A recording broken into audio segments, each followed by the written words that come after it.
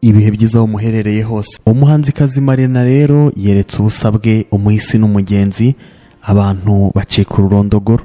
Mu ijoro ryo kwa 20 Nyakanga 2025 Marina Deborah yarifashe ajya mu cyumba amanuye ipantaro ye, ubusa bwose bujya hanze, yerekana isoko rikiye udushumi yari yambaye, abona ntibihagije arayikurura aranizunguza ngo agaragare neza kurushaho.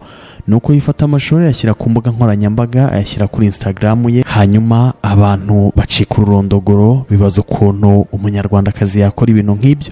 Yarengejeho no gusa nk'uwiyambura hejuru ngo yerekane ibice byo hejuru, ubwo n'amabere nayo arayerekana. Abantu babibonye barumirwa, hibazwa niba yerekanaga ayo makariso yambaye, niba se yerekanaga ikibuno cye, dore ko byanavuzwe yuko yakibagishije ariko akabihakana. Mbega abantu bacitse ururondogoro bibaza ukuntu umunyarwandakazi yakwiyandarika mena ku kageni. Abantu rero bagaye cyane Marina, bavuga ko umuhanzi ufite izina nk'irye adakwiye gushakira izina mu kwiyandarika. Bamwe bati ubonye yaba ari imodoka yerekanye aho kwerekana ubusa.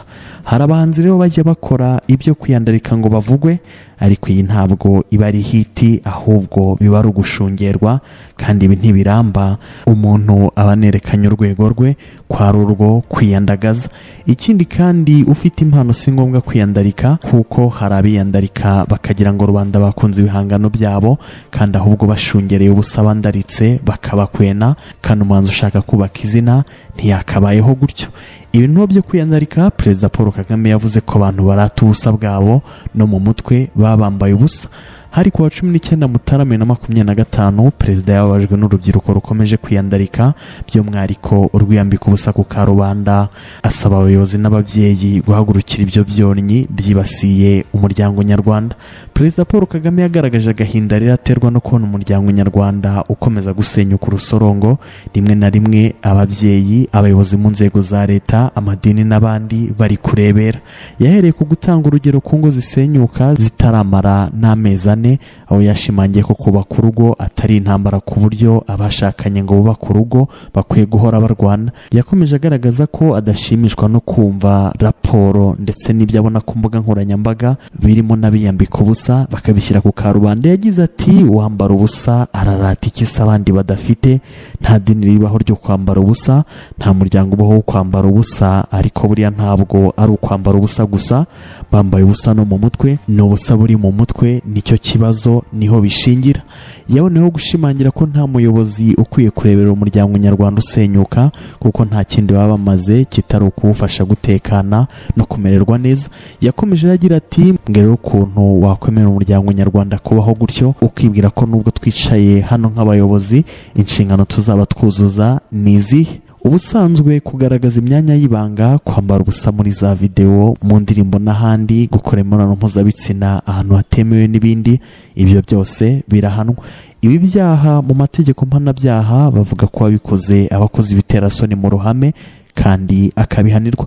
Mu mategeko y'u Rwanda rero mu ngingo y'135 y'itegeko riteganya ibyaha n'ibihano avuga ko umuntu wakoze ibiterasoni mu ruhame abihanirwa.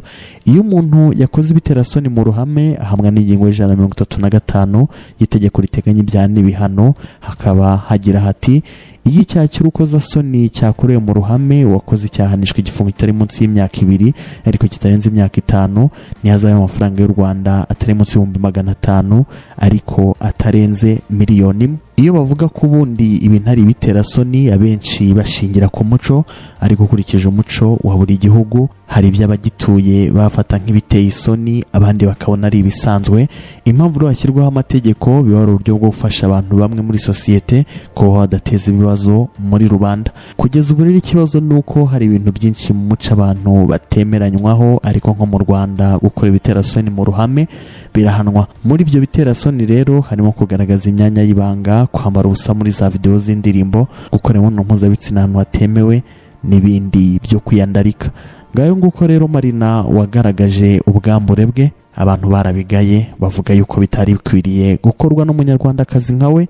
Ubwo niba ari uwumva ntazongera, nibyo duhuriye mu bindi biganiro.